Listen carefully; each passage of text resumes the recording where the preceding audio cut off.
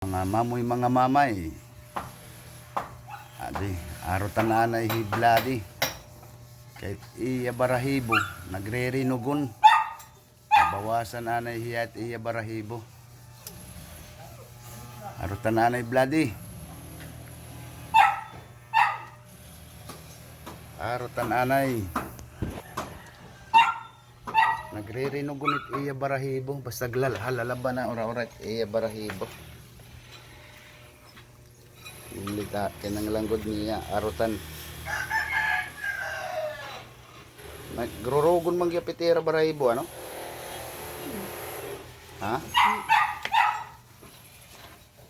Adi man ni asawa. Diri la. Pag haircut tawit iyan ay babaroan na yana. Dara kay midamo naman ang mga ayam. Iyan na ito nag-aarot ang mga ayam.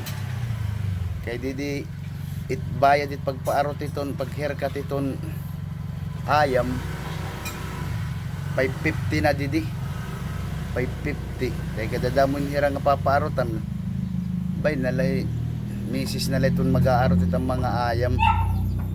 Maharaman niya mag-arot. Ang una niya itong ginay narotan mga tao. Yan amon na mga dogi.